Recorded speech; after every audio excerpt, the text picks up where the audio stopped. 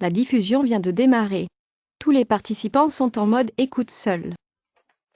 Oui, bonjour à tous, bienvenue dans ce webinaire consacré au DevOps dans le cloud avec GitLab. Ce webinaire sera animé par Philippe Charrière et Pierre-Adrien Attouche qui vont intervenir dans quelques instants. On va avoir une partie d'abord de présentation par Philippe et ensuite Pierre-Adrien et peut-être Philippe également nous feront des démonstrations des différentes technologies utilisées.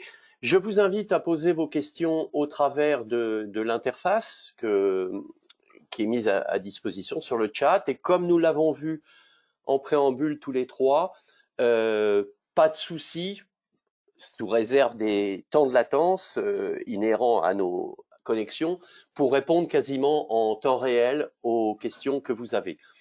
Voilà, j'en ai fini pour le moment. Philippe, c'est à vous.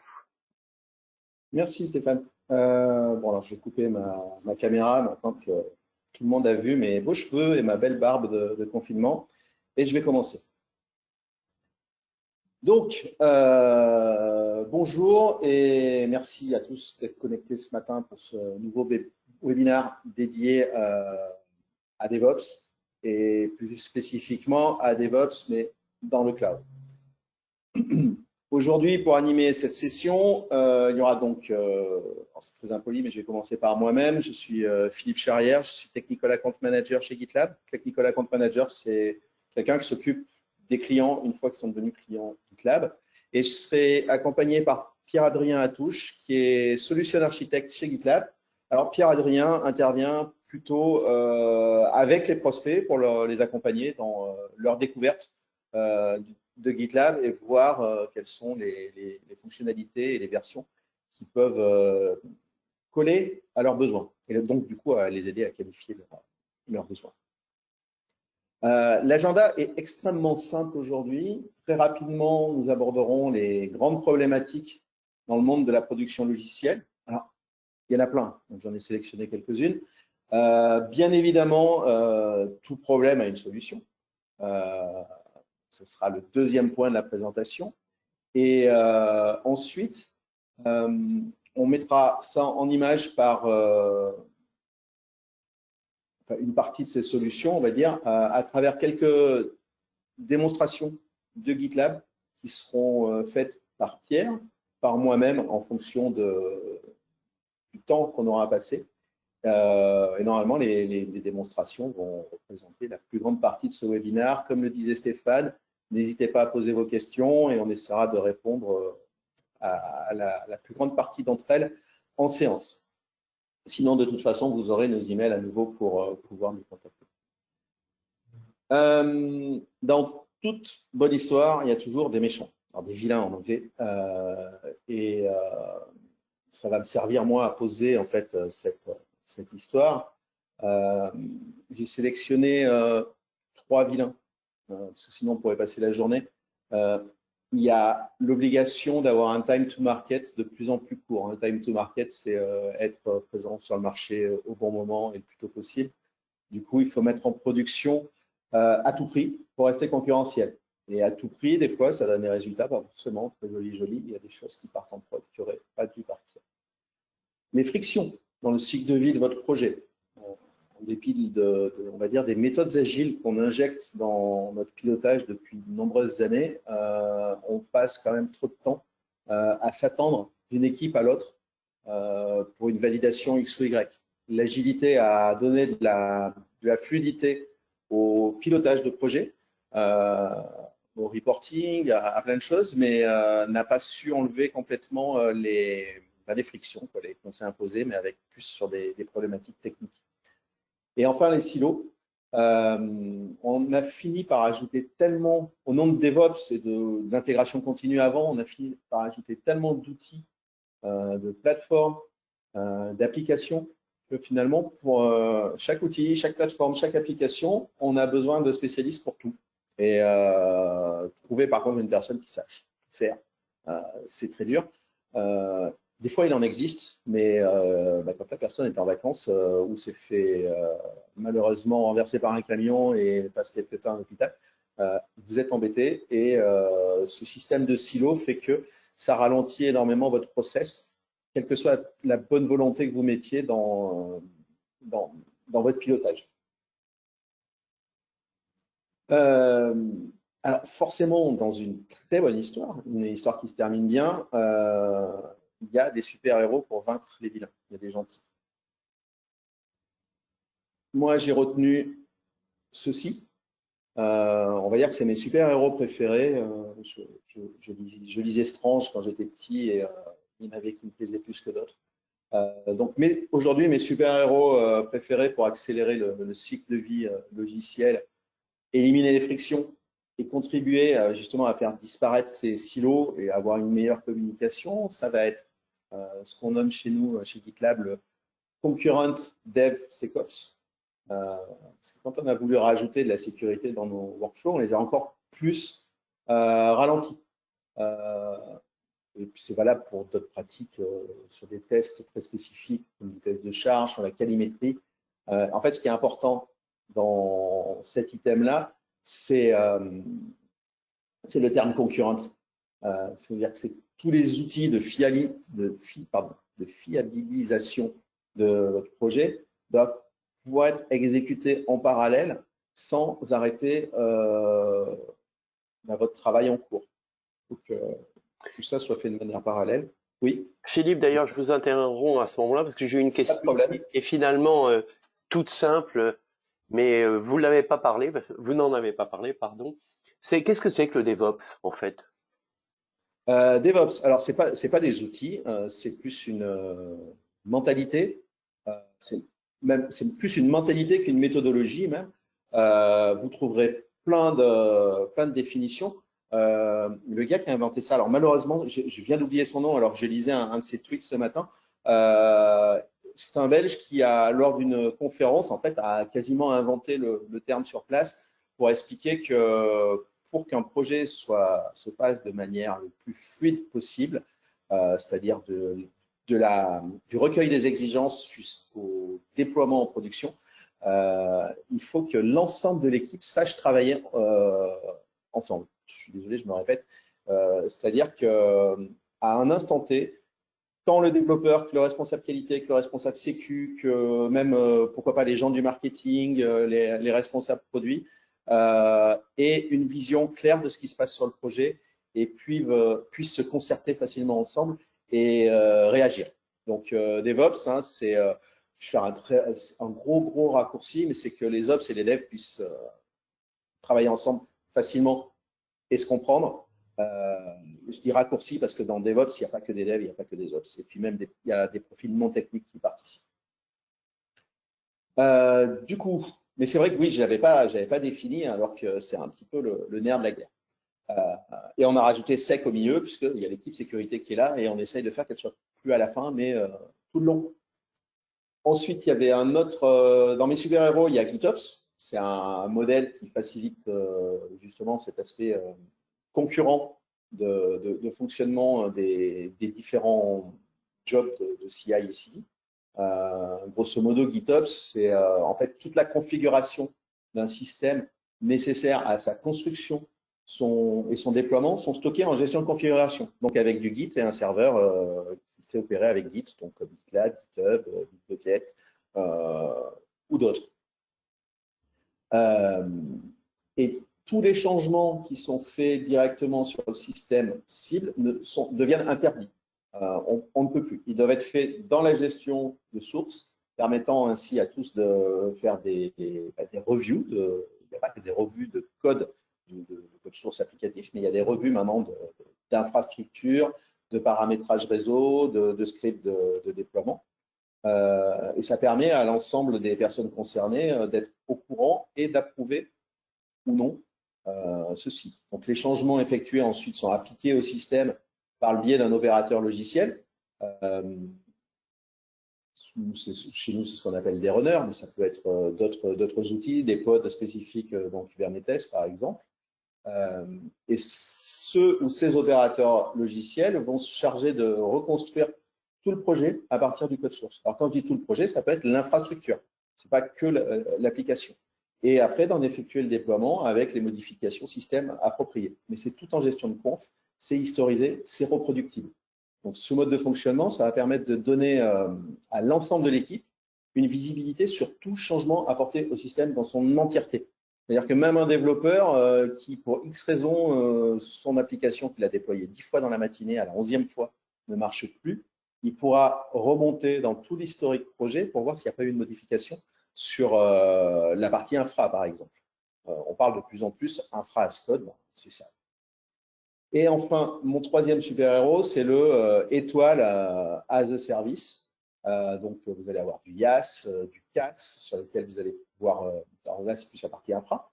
Vous allez pouvoir provisionner des environnements, puis déployer des applications dessus, grâce à ces scripts mis en gestion de conf. Donc, vous allez pouvoir vraiment provisionner des infrastructures à la demande. Vous avez aussi du PaaS, donc les plateformes as a service, où vous allez vous abstraire complètement de l'infra pour ne penser qu'à la partie développement. Et vous avez même du SaaS qui va vous proposer des plateformes toutes prêtes pour commencer à travailler directement, comme GitLab.com par exemple. C'est du SaaS qui vous permet de ne pas installer votre gestion de conf parce qu'on vous l'a fourni déjà pour installer, de ne pas vous préoccuper de savoir si il faut gérer la haute dispo, plein de choses comme ça. C'est fourni clé en main, c'est du SaaS et ça vous permet d'avancer sur vos projets. Et ce SaaS-là va pouvoir s'interconnecter avec des IaaS, des CaaS ou d'autres PaaS. C'est ce qu'on va aussi essayer de vous démontrer tout à l'heure, notamment grâce aux opérateurs dont je vous parlais juste avant. Alors chez nous, c'est les GitLab Runner et qu'on peut installer n'importe où, même sur du Kubernetes.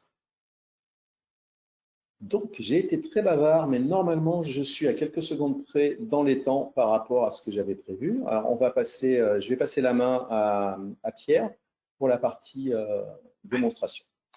Petite intervention pendant que Pierre se prépare. L'ensemble, ce webinaire et le précédent que nous avons réalisé voici quelques semaines sur le DevSecOps ont été enregistrés et vous pouvez les retrouver sur la plateforme L'Informaticien. Si vous ne savez pas où chercher, envoyez-nous un mail et vous pouvez la retrouver en intégralité, démo comprise. Voilà. C'est à vous, Pierre. Merci. Merci. Donc oui, bonjour à tous. Donc, pour illustrer en fait les propos de Philippe, je vais avoir deux petites démos. Donc la première, ça va être en fait d'illustrer cette partie GitOps, donc cette partie infrastructure as code. Et ce qu'on va faire en fait, c'est que j'ai essayé de montrer en fait, j'ai essayé de faire un petit schéma fonctionnel, mais l'idée en fait, c'est que on va avoir un projet GitLab où je vais avoir mon infra as code, donc je vais avoir une partie en fait Terraform qui va créer en fait un serveur sur AWS. Ok, donc ça va être mon premier projet, donc vraiment un projet GitOps. Et ensuite, je vais avoir un deuxième projet GitLab qui lui va contenir l'application. Et l'idée de cette démo, c'est de montrer en fait comment on va pouvoir lier en fait ces deux projets, de sorte que lorsque le projet GitOps aura été appliqué, aura tourné, j'aurai donc mon serveur EC2 créé sur AWS et ça va déclencher un nouveau pipeline qui va déployer l'application. Donc, voilà en fait pour illustrer l'idée. Et donc, on va commencer en fait sur cette partie Terraform, où simplement, je peux montrer en détail hein, le fichier Terraform. Il n'y a rien d'extraordinaire, c'est quelque chose de très simple. Je crée juste une instance en fait EC2. Voilà, l'idée, ça va être de déployer ça sur AWS et ensuite de déployer l'application sur ce nouveau serveur. Et donc, pourquoi je voulais montrer cette partie Terraform, c'est en fait parce que très récemment, sur la dernière version de GitLab, qui est sortie en fait la semaine dernière, il y a eu pas mal de nouveautés très intéressantes sur justement cette partie Terraform et cette partie GitOps. Et l'une d'elles, c'était donc d'avoir en fait le résultat des plans Terraform directement dans la merge request. Alors, c'est ce que je vais montrer dans la démo, mais ça c'est très important parce que ça permet en fait de voir les ressources Terraform qui vont être changées. C'est-à-dire que quand moi, je vais changer quelque chose dans mon état désiré, en fait, Terraform, je vais être capable de voir directement dans la merge request ce qui va être changé. Ça, c'était la première nouveauté qui a été rajoutée donc, dans la version 13 de GitLab. Et une seconde importante nouveauté, c'est la possibilité d'utiliser GitLab comme backend HTTP pour Terraform. C'est-à-dire que là, j'ai même plus besoin d'utiliser un autre backend HTTP ou Terraform Cloud. Je peux directement utiliser GitLab, mon projet en fait, comme backend et gérer comme ça mon fichier state directement en fait avec GitLab. Donc voilà, ça c'était pour le contexte. Alors, on va lancer ce pipeline en fait de projet. Donc la seule chose que je vais faire, on va créer une merge request. Pour faire ça, on va faire quelque chose de très simple. On va juste changer le nom de mon serveur web sur l'état désiré Terraform. Donc on va juste le changer et l'appeler, on va dire, web server. OK. Et on va lancer comme ça une merge request. Alors, je vais l'assigner à moi-même. On va soumettre la merge request. Et on va regarder directement en fait, le pipeline. Donc là, juste, je suis dans ma fenêtre en fait, de merge request. Donc, c'est vraiment l'endroit où je vais avoir toutes les informations nécessaires en fait, sur le code qui a été changé. Voilà, pour suivre en fait ce changement, donc je vais pouvoir voir les différents commits qui sont liés à cette merge request. Je vais pouvoir voir directement le code qui a été changé.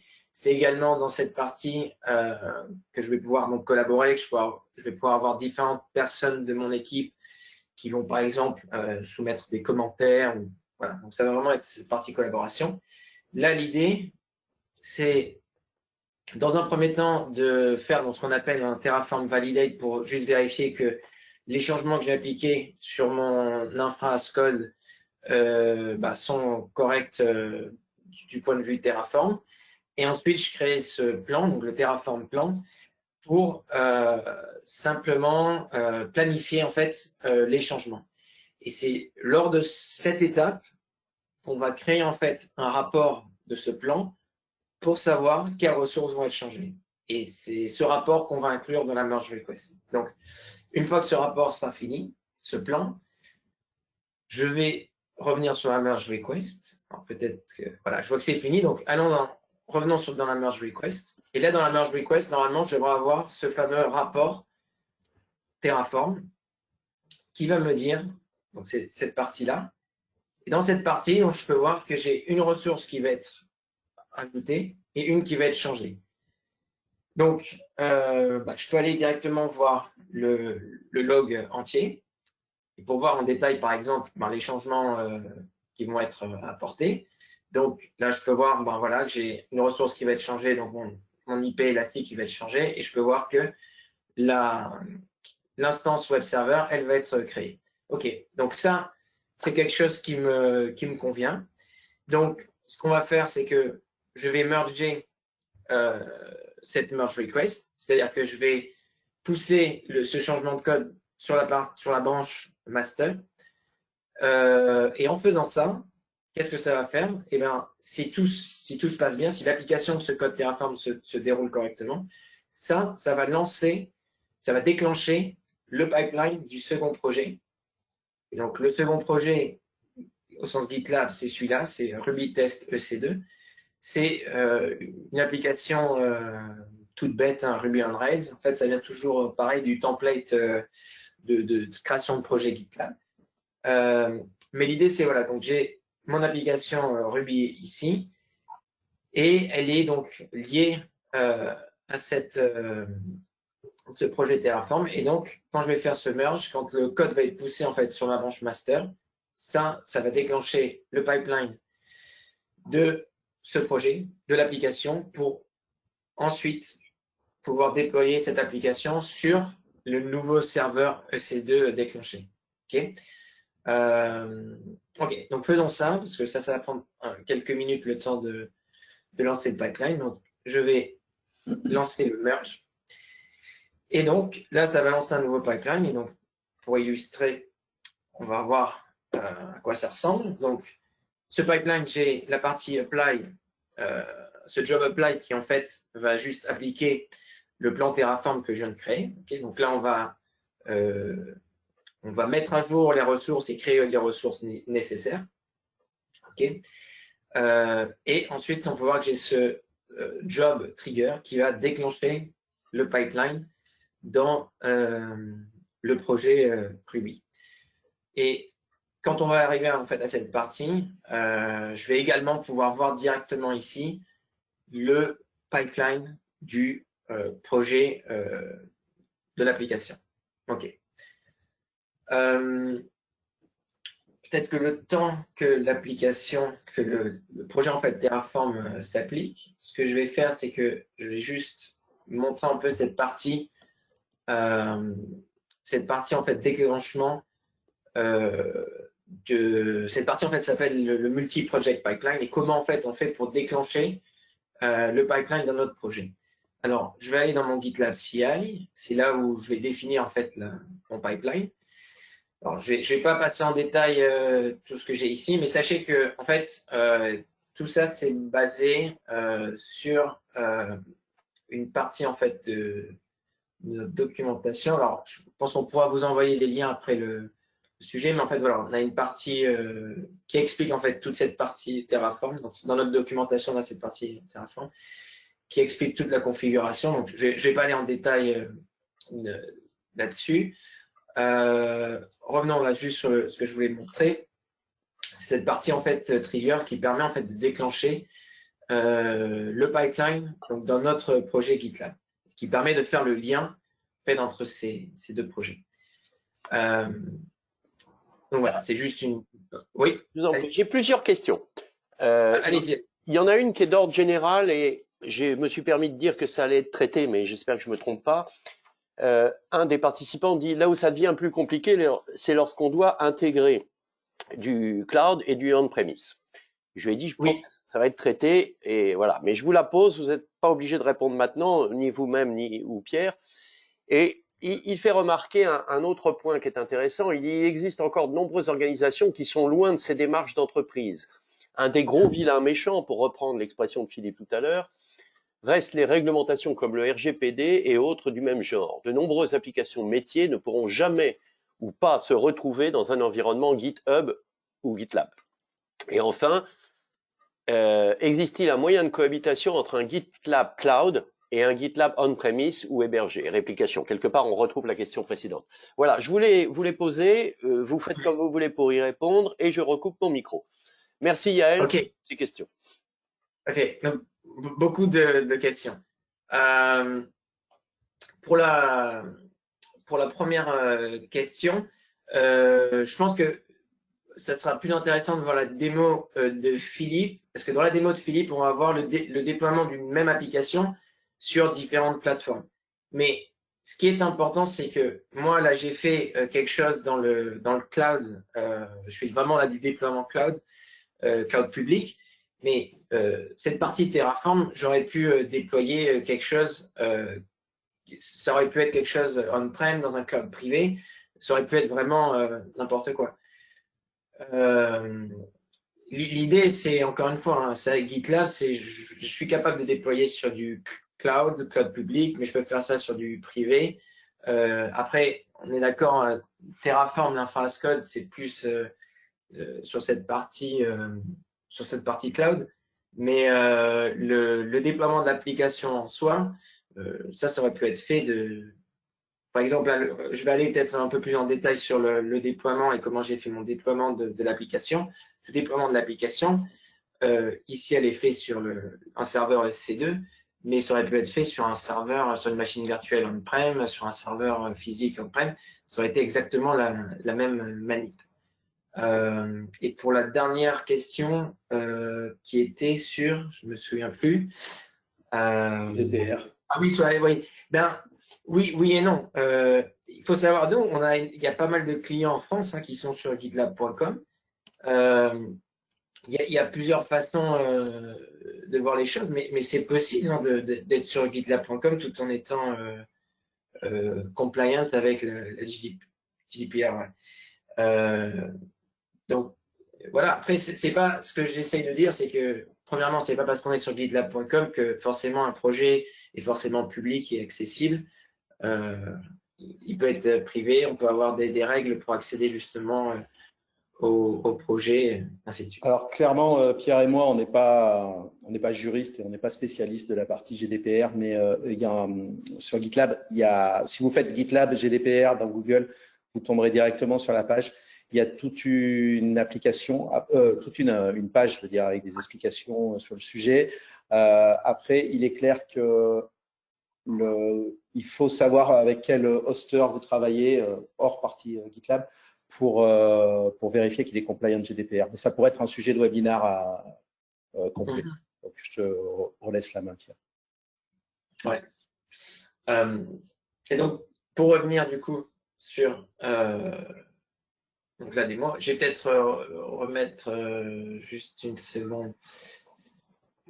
Juste une petite seconde là pour mettre un peu là où on en est. Donc en gros, ce que je viens de faire, c'est qu'on vient de lancer donc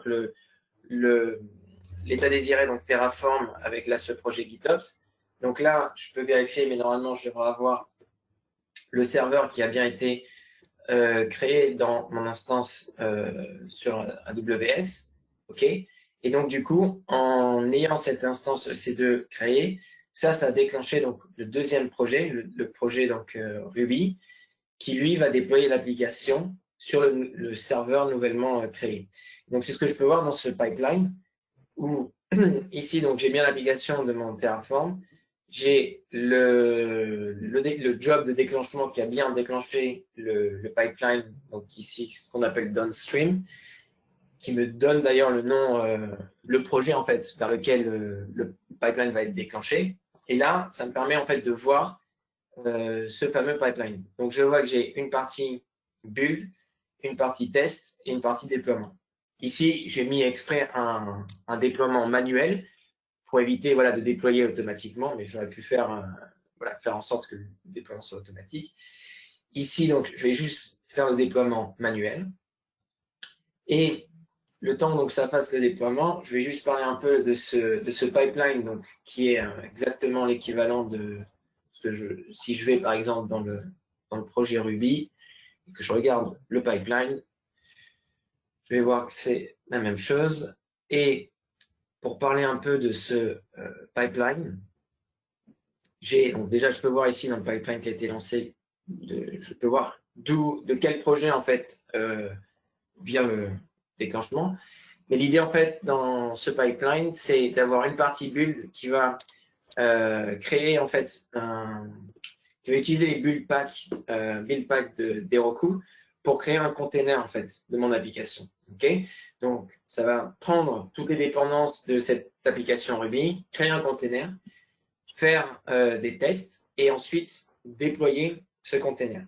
Alors, une chose que je n'ai pas dite, c'est que, bien sûr, ce container, il doit être quelque part une fois que je l'ai construit. Et donc, c'est là où j'utilise la Container Registry de GitLab. Et donc, à chaque fois que j'ai une nouvelle création de mon image, de mon container, je vais avoir ici, dans mon Container Registry, je vais avoir la nouvelle image qui a été créée. Et donc, je vais déployer comme ça à chaque fois la dernière dans mon projet. Donc, on va revenir au pipeline et normalement, ça devrait être fini. C'est pas très long. Et donc, si je reviens sur mon pipeline, je peux voir que l'application a été déployée. Donc là, je pourrais cliquer sur le job pour voir les différents logs en fait, du job. OK. Si je reviens ici, je vais voir voilà, mon application qui est déployée maintenant sur le serveur ECS. Et juste pour finir sur ce point, donc voilà le pipeline en gros complet avec la partie Terraform ici jusqu'à la partie déclenchement qui ensuite déclenche le second projet avec donc la build de l'application, les tests de cette application et le déploiement sur le serveur EC2. Voilà. Donc, ça, c'était sur la partie donc, GitOps et déploiement sur EC2. On va dire, là, j'ai utilisé donc une instance EC2 qui est un peu, on va dire, legacy, pas très cloud native. Mais justement, à quoi ressemblerait le déploiement avec GitLab dans un environnement un peu plus cloud native? Eh bien, ce que j'ai fait, c'est que j'ai créé une autre démo en fait qui là va permettre de déployer sur un cluster ECS, donc qui est le cluster en fait de containers, le service de cluster de containers d'AWS, à ne pas confondre avec EKS. Mais l'idée, c'était de montrer, c'est pareil, on a eu quelques nouveautés récemment sur cette partie. Premièrement, on a eu le fait qu'on a un template directement pour déployer une application sur un cluster ECS. Et c'est ce qu'on va voir en fait dans cette démo. Donc, j'ai un projet qui est exactement la même application, qui est donc la même application Ruby. Et l'idée, ça va être de voir comment déployer cette application sur un cluster ECS. Pour gagner un peu de temps, j'ai déjà créé auparavant le cluster ECS.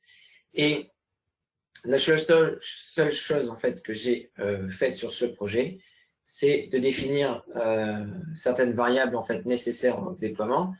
Donc tout d'abord les variables nécessaires pour AWS qui elles sont créées au niveau du groupe, donc elles sont héritées pour ce projet. Et ensuite je définis juste le nom de mon cluster, le nom du service à utiliser et la définition des tasks qui est nécessaire pour ce cluster. Et donc, avec ces trois variables, je suis capable voilà, de déployer sur ECS. Et donc, comment on va faire ça? Eh bien, tout simplement, je vais utiliser le template ECS. Donc, on peut voir là, j'ai pas de GitLab CI YAML pour définir le pipeline. Donc, je vais juste en rajouter un. Tout en sachant que ça marche également avec AutoDevOps. En fait, depuis la version 13, on a rajouté ECS dans AutoDevOps, donc on peut automatiquement voilà, utiliser AutoDevOps pour déployer sur ECS. Ici, je le fais, on va dire manuellement, dans le sens où je rajoute juste ce template. Donc, on va le rajouter. Et donc, je vais sélectionner le template tout simplement ECS. Et en faisant ça, en fait, je vais donc inclure ces deux templates, le template de build et de déploiement, et qui va me déployer. Donc, je peux vous montrer en même temps, hein, j'ai le cluster ici. En fait, avant de faire ça, je vais lancer le pipeline. Ouais. Donc, ça va prendre un peu de temps. Donc, du coup, j'ai juste rajouté là ce GitLab CI. En faisant ça, ça m'a lancé un pipeline. Le pipeline qui va faire quelque chose de très similaire à ce qu'on a vu avant, c'est-à-dire ça va faire une construction de l'application avec le build pack d'Heroku. Donc, encore une fois, on va prendre toutes les dépendances, tout ce dont mon application a besoin, et créer un container et rajouter ce container donc dans le container registry ici de ce projet. Et une fois donc il y aura ce container dans le container registry de ce projet, je vais pouvoir donc déployer automatiquement ce container sur mon cluster ECS. Donc voilà mon cluster actuel. Et si je reviens sur la partie pipeline. Et donc voilà, comme je le disais, donc ça c'est cette partie ECS qui a été rajoutée, des templates qui permettent donc de facilement déployer sur ECS. Et qui a donc été mis à jour sur la dernière version pour également intégrer la partie AutoDevOps. Okay, donc le temps que ça se fasse, normalement, c'est pas trop long. On peut regarder d'ailleurs les. Sinon, pendant que ça se passe, il y avait une question sur synchroniser GitLab.com et des versions self-hosted. Il y a des fonctionnalités accessibles via l'interface GitLab sur tout ce qui est mirroring de repository qui sont assez simples à mettre en œuvre. Sur la version core, on peut faire du push. À partir de la starter, on peut faire aussi du pull. Donc, on peut vraiment faire du bidirectionnel. La seule chose, enfin, les seules choses qui ne sont pas synchronisées, en fait, c'est tout ce qui va être, par exemple, les issues. Où là, c'est quand même plus complexe parce que si vous avez des issues qui sont mises à jour en interne et à l'extérieur, c'est un petit peu spécifique à chaque entreprise. Donc là, il faut écrire des scripts avec l'API. Mais il y a la synchro érodée est tout à fait possible à utiliser. Ouais. Une chose aussi que je voulais rajouter, c'est que depuis en fait la version 12.6 de GitLab, on fournit des images Docker avec pour AWS. Donc ces images Docker, en fait, elles intègrent par exemple AWS CLI, donc l'outil en ligne de commande. Donc c'est des choses qu'on n'a pas besoin de rajouter manuellement. Et on a également donc une image, un container pour ICS pour justement faire cette partie déploiement. Donc là, je vois que mon job vient de se finir. Je peux voir ce qui a été changé. OK. Et si je vais sur le cluster, donc ECS, on va regarder un des containers. Là, j'ai que 2 instances, mais on va regarder celle-là. Et normalement, je devrais avoir l'application, voilà. Donc la même application, la Ruby on Rails sur ECS. Donc voilà, donc ça c'était pour vous montrer ces petites, on va dire, intégrations qui permettent de simplifier énormément. Donc par exemple, voilà, le déploiement vers un cluster ECS. Auparavant, c'était sur Terraform avec, par exemple, voilà, la capacité de voir le résultat des plans Terraform directement dans la merge request pour savoir les ressources qui vont être changées. Et ensuite, cette partie liaison, on va dire, de projets, de pipeline de différents projets, le multi-pipeline project, qui permettent comme ça de relier et de suivre, lancer comme ça différentes actions sur différents projets. Est-ce que je te laisse, Philippe, et on pourra revenir à la fin? Je pourrais. Si tu veux. Ouais. Comme tu préfères. La chose que je voulais peut-être montrer, c'est que là, j'ai parlé en fait de CS, mais il y a plusieurs. Philippe va vous montrer plus sur le côté Kubernetes. Je voulais juste mentionner en fait qu'on a différentes intégrations avec Kubernetes. Donc, premièrement, on peut intégrer n'importe quel cluster existant Kubernetes. Maintenant, on a quelques intégrations qui permettent de créer directement depuis GitLab un cluster Kubernetes. Et donc actuellement, on peut faire ça avec EKS et GKE, mais on travaille également à rajouter les clusters Azure, DigitalOcean. Voilà, donc ça encore une fois, l'idée c'est de simplifier et d'être capable, encore une fois, directement depuis GitLab, de créer le cluster. Voilà pour ma part, je pense que j'ai tout dit. Au pire, j'aurai encore des petites choses à la fin, mais vas-y, Philippe, on pourra voir. Eh bien, c'est parti. Alors, il faut que tu me rendes l'écran. Ouais. Est-ce que. Ah oui, il faut que je change, ouais. Normalement, là, c'est bon. Alors, show my screen. OK, parfait. On va essayer d'éviter l'effet démo. La démo que je vais faire est plus orientée dev. Je suis un ancien dev, c'est un peu pour ça. Elle fonctionne aussi bien sur gitlab.com que sur des instances self-hosted de GitLab. Mais comme aujourd'hui le sujet c'était le cloud, je suis parti sur du .com. Je vais créer un nouveau projet en essayant de ne pas me tromper. J'ai un template normalement tout prêt. Je vais utiliser celui-là. Je vais le créer dans le groupe application. Je vais l'appeler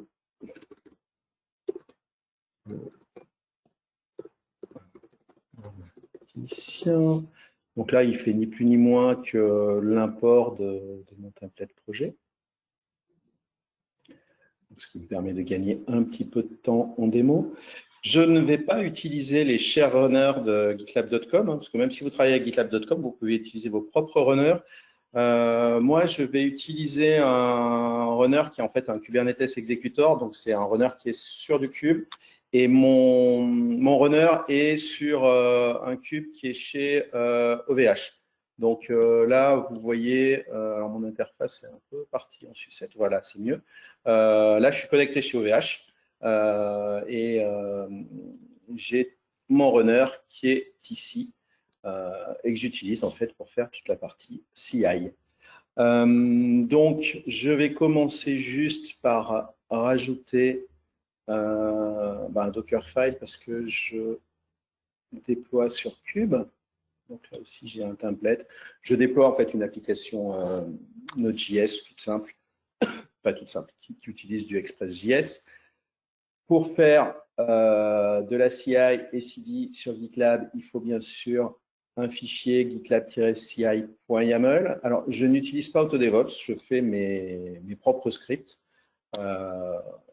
Et parce qu'en fait, GitLab CI est suffisamment agnostique pour finalement s'adapter au plus de choses possibles. Donc,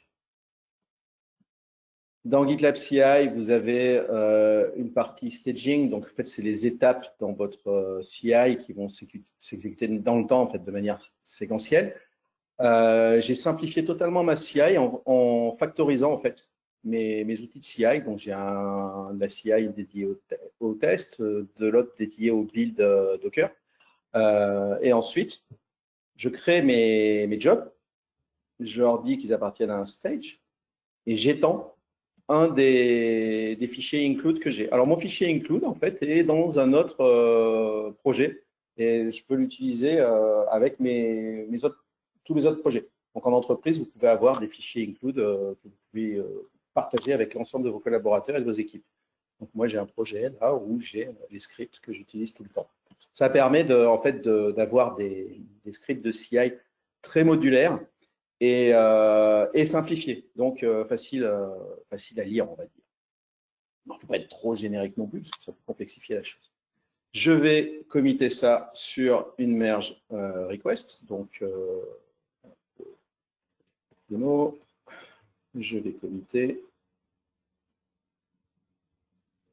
la merge request. Je vais, pour la forme, m'assigner et je vais la soumettre. Alors là, je n'ai pas à protéger mes branches. J'ai tout pouvoir, on va dire, sur ce que je suis en train de faire sur ma merge request.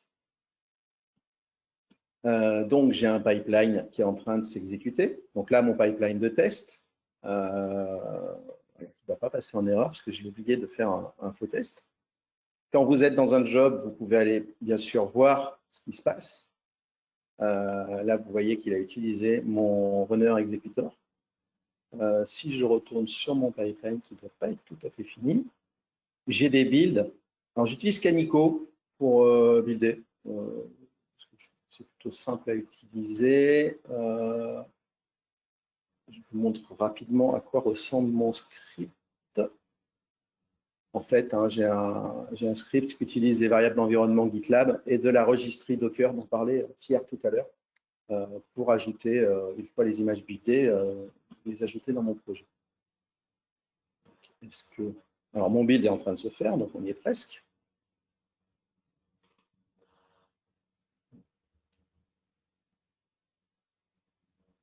Sur le petit moment de solitude, c'est sur la fin, en espérant que je vais avoir un job en vert.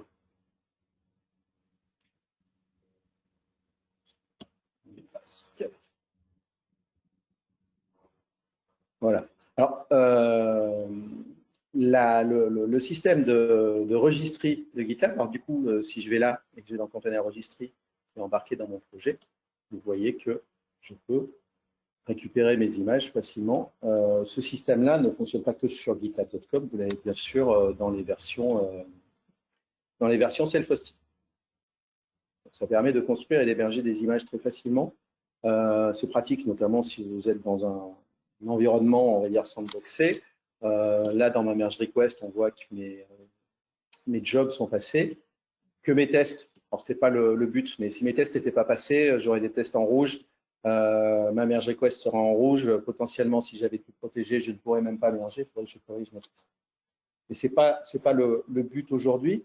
Mettons maintenant que je veux faire du déploiement. Alors, sur mon cluster cube, justement, donc je vais rajouter un fichier include. Hop, ici, donc j'ai rajouté celui-là. Donc il est pareil toujours dans mon repository où j'héberge mes tools. Donc c'est ni plus ni moins que de l'utilisation de kubectl pour déployer sur je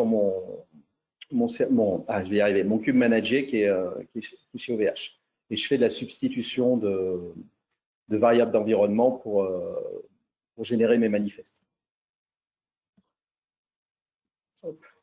Donc, j'ai rajouté un job qui me permet de déployer en production, des jobs manuels qui me permettent de scaler, si je veux, directement à partir de mon pipeline, mon application et pour pouvoir avoir un ou plusieurs pods. Et j'ai aussi un job de preview, celui que je vais utiliser, qui fait qu'en fait, à chaque fois que je crée une merge request et que je modifie du code, je peux popper un ou plusieurs pods sur une plateforme de preview pour voir ce que je suis en train de faire sans toucher à la production. Alors là, j'ai triché, je suis sur le même cluster parce que c'est de la démo. Alors, je vais juste rajouter quelque chose dans mon code. Je vais enlever la petite terre, je vais rajouter une citrouille à la place et je vais committer toujours dans ma merge request. Donc là, si tout se passe bien, j'ai un nouveau pipeline qui démarre.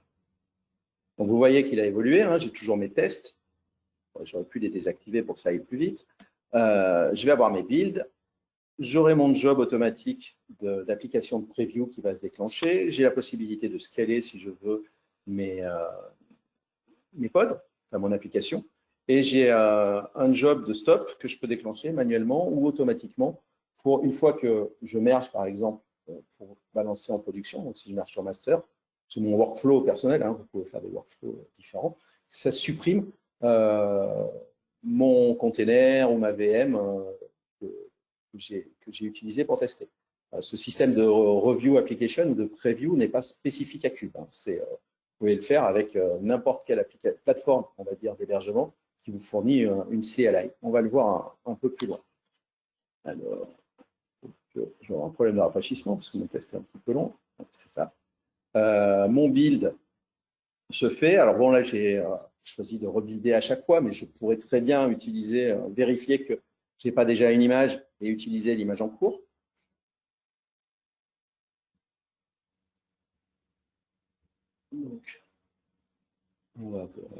Donc j'utilise bien toujours le Kubernetes Executor. Et ben, il est en train de travailler, justement.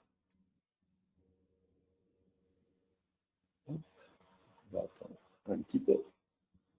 L'avantage du runner dans Cube, c'est qu'il est quelque part, il est scalable. Donc, il va se régler en fonction de la demande. Moi, je ne peux pas trop stresser mon cube. J'ai pris un cube qui n'était pas très gros et qui, des fois, met du temps à répondre.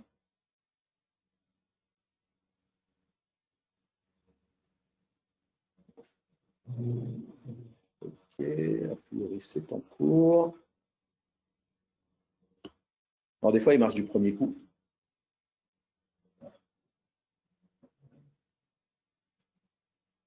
Voilà, c'est beaucoup mieux.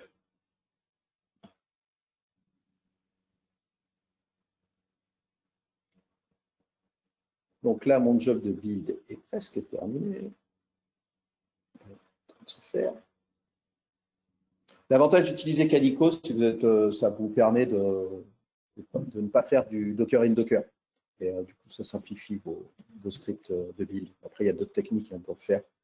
Mais c'est celle que j'aime bien utiliser. C'est la plus simple pour moi. Nous y sommes presque. Donc, mon build est terminé. Donc, normalement, maintenant, il doit être en train de déployer. Enfin, il se prépare à déployer. Donc, il m'explique qu'il est en train de créer un déploiement, qu'il utilise mon cluster qui est chez OVH. Et il génère un namespace automatiquement. En fait, l'intégration avec un cluster se fait en 4 écrans, je crois. Si le dieu des démos est avec vous, en 10 minutes, vous avez une intégration qui est faite. Il y a juste un wizard à suivre, 2 commandes avant pour générer un certificat et un token. C'est tout documenté, mais si vous avez besoin d'informations ou savoir comment j'ai fait moi pour le déployer sur OVH, n'hésitez pas à me demander. De toute façon, vous avez vos coordonnées. Donc, normalement, ça travaille toujours. Voilà, il est en train de déployer. Alors moi, dans mon script, en fait, pour ma preview, je déploie, comme vous le voyez, je déploie directement 3 codes.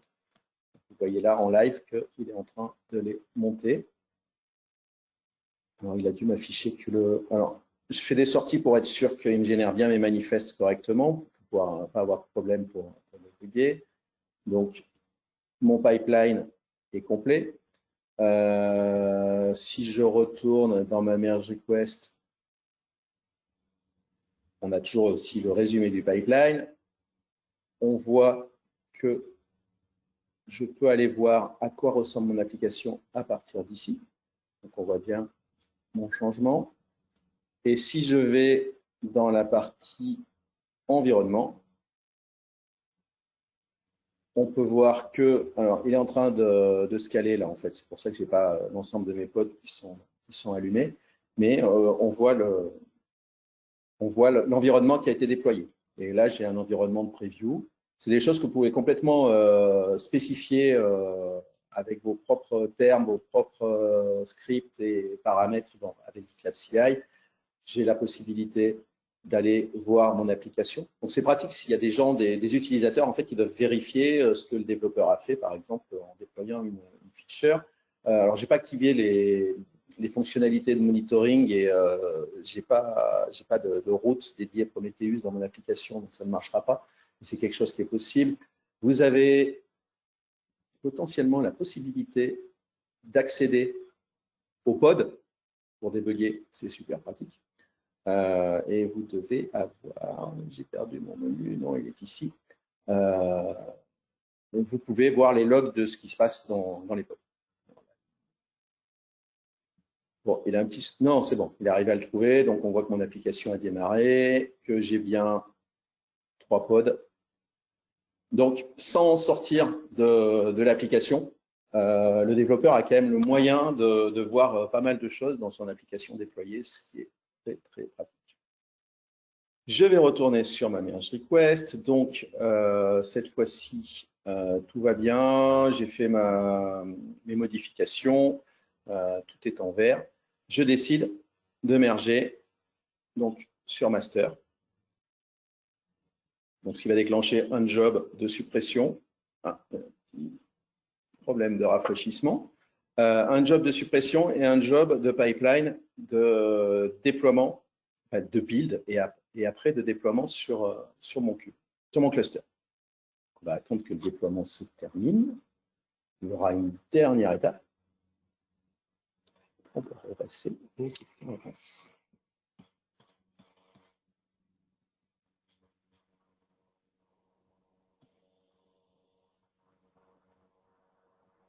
C'est pareil, hein, on va dire la rapidité du build de mon image est liée à différents facteurs, notamment au fait que j'ai pris un cluster qui n'est pas survitaminé.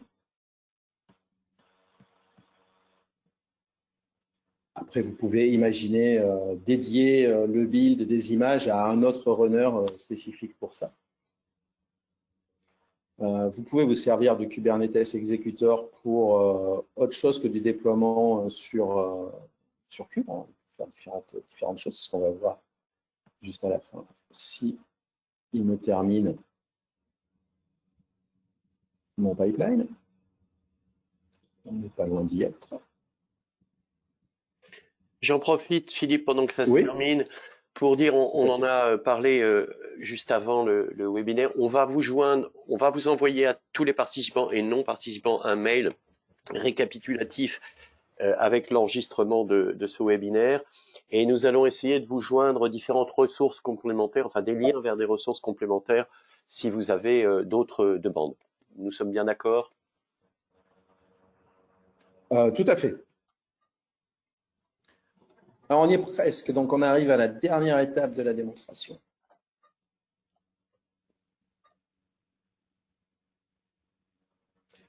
À savoir que pendant que c'est en train de déployer des runners, vous pouvez les taguer et les affecter à différents projets ou différents groupes, ce qui permet de répartir la charge aussi, ce qui peut être très pratique. Ça se fait avec les runners non cubes. Donc, normalement, mon environnement est déployé. Si je vais dessus, vous voyez que l'environnement de preview a disparu. En fait, il a été stoppé.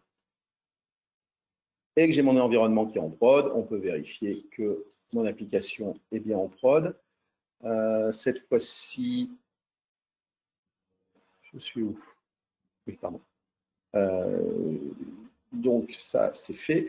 Alors, par contre, vous pouvez avoir, pour X raisons, besoin de déployer ailleurs ou de ne pas déployer sur des cubes. Hein. Imaginez que vous n'utilisez pas de Kubernetes ou que vous voulez faire du débordement sur un autre cloud ou sur un autre cube. Donc, je me suis créé un autre script. Alors là, je vais le faire, c'est pas très joli, mais je vais le faire directement sur master. Je vais modifier mon script avec mon dernier template que j'ai appelé multi-cloud et j'ai rajouté un nouveau fichier pour déployer cette fois-ci chez Clever Cloud. Alors, je reste très français dans mes plateformes de déploiement. Hein. J'étais sur OVH tout à l'heure, mais je voudrais mon application pouvoir la déployer sur du Clever.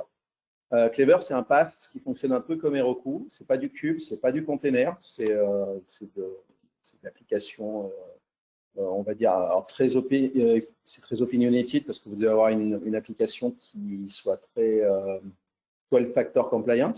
Bon, mon application est simple, donc c'était pas bien compliqué. Je vais même pas me servir de mon Dockerfile pour la déployer. Donc, mon script, il n'est pas très compliqué en fait. Je vais utiliser celui de déploiement en production. Clever fournit une image Docker avec la CLI nécessaire pour faire du déploiement. Donc, j'ai rien besoin d'installer, j'ai juste besoin de monter mon image Docker. Là, je vais lui dire que je ne fais que sur master, mais je pourrais très bien, vous voyez que j'en ai, donc, je ne l'ai pas ici, je pourrais très bien le faire ailleurs. Je vais avoir un environnement spécifique à Clever Cloud et j'ai le script de création d'applications pour déployer sur Clever. Donc, je retourne dans ma CI. On ne va pas faire les tests. Ah, mais non, mes tests se font sur la merge request, donc je n'ai pas besoin.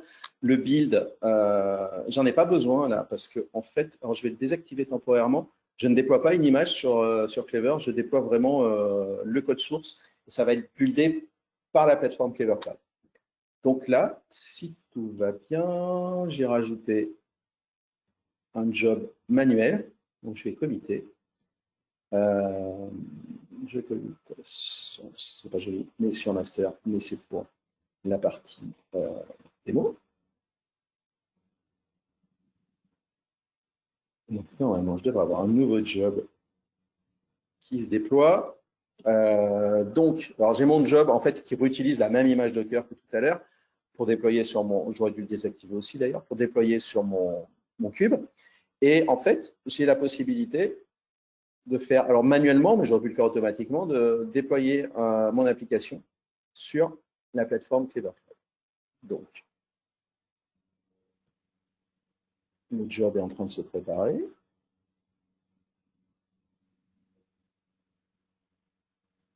On croise les doigts jusqu'au bout. Voilà. Alors, quand vous êtes dans le même stage, en fait, tous les jobs fonctionnent en parallèle, ils ne s'attendent pas forcément. Alors, vous pouvez mettre des dépendances, pas la dernière version, l'avant-dernière version, je crois. Donc, là, je suis en train de lancer les scripts. Alors, l'application n'existe pas sur Clever, donc il me dit qu'il ne la connaît pas et il va la créer. Donc, si je vais sur Clever, vous voyez qu'il est en train de me créer. Donc là, je suis à l'extérieur sur la console Clever Cloud. Il est en train de me créer l'application. Et donc, ce qui se passe dans les logs de la plateforme, Clever Cloud s'affiche aussi dans la sortie du runner.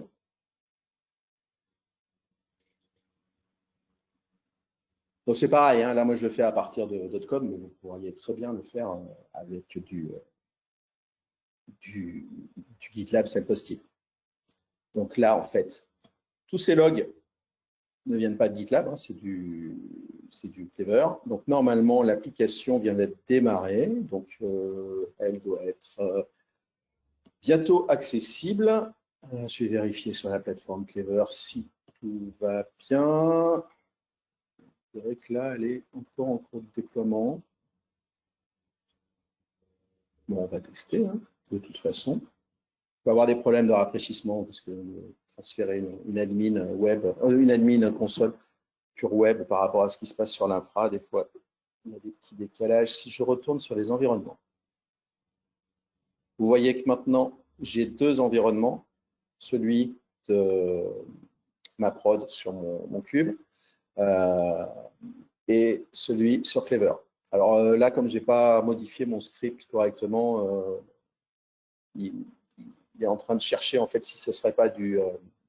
Il est en train de chercher des annotations en fait pour vérifier si ce serait pas du cube. Donc d'où le message qui ne sert à rien sur Clever. Et je peux, voilà, vous voyez, je suis sur l'autre domaine. J'ai déployé sur Clever. Si je retourne sur, ouais, je suis bien en envers. Donc, et mon application est déployée. Je vous enregistre, c'est une petite instance. Et comme tout à l'heure, je peux normalement, à partir de mon pipeline, il est là, je peux supprimer ma VM. Donc, voyons voir si j'ai 100% de réussite ou pas. Donc là, cette fois-ci, je continue à utiliser un script avec la CLI de Clever, donc les Clever Tools, pour lui dire, bah, écoute, j'ai plus besoin de mon appli sur Clever, il faudrait que tu me la supprimes.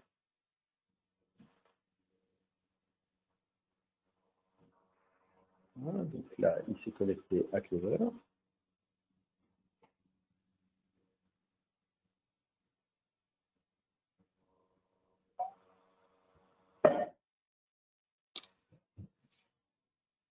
Il discute.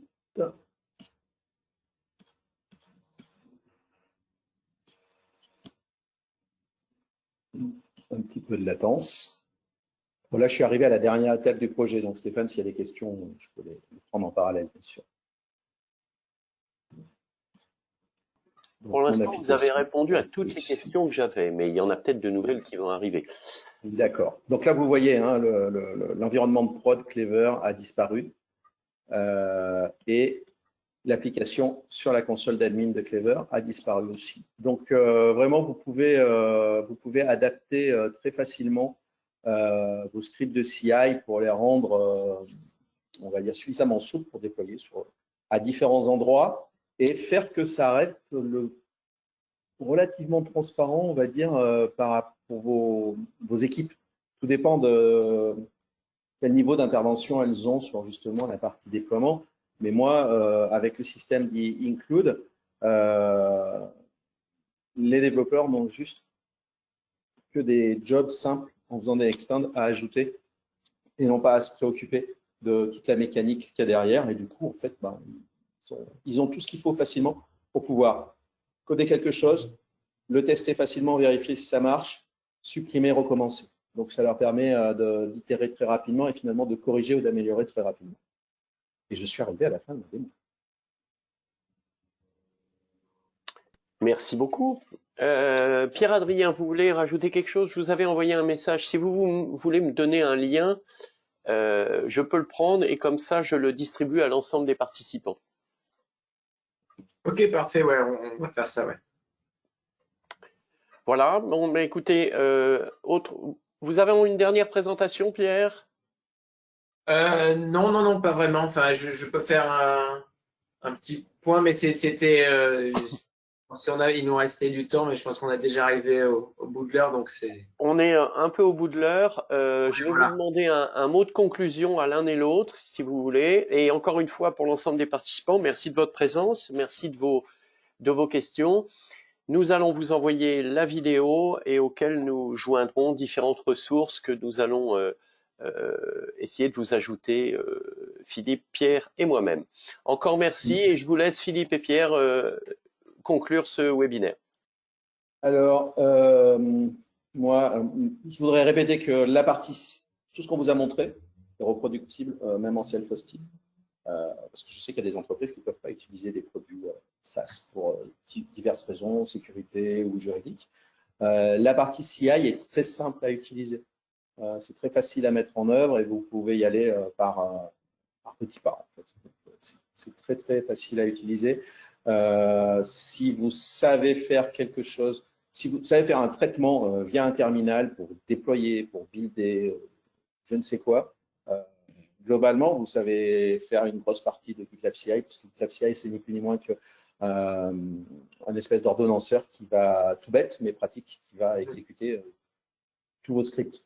Donc, globalement, si vos scripts existent déjà, vous n'avez rien acheté, vous avez juste à les incorporer dans votre CI et ça marchera quasiment tout simplement. Ouais. Oui, donc voilà, je pense que c'était important de rappeler que ça. Là, on a fait les démos sur gitlab.com, mais ça fonctionne également sur la version on-prem. On va vous envoyer donc tous les liens, en fait, si vous voulez reproduire ce que vous venez de voir.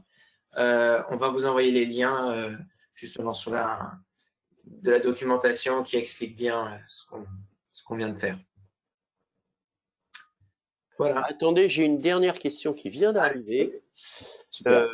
Oui, pour tous les participants, ce serait bien de joindre le lien que vous proposez concernant le premier webinaire. Oui, ça sera fait aussi. On en a fait un premier consacré au DevSecOps, voici quelques semaines. On va essayer de vous mettre tout ça pour que vous puissiez les retrouver. Voilà, merci encore à vous. Écoutez, Yael nous dit merci d'avance pour la qualité des intervenants et de l'organisateur. Merci de votre présence et puis à bientôt, j'espère, pour de nouvelles aventures. Bonne journée à vous. Merci à vous tous et merci à vous, Stéphane. Au revoir, bonne journée. Merci. Merci, au revoir.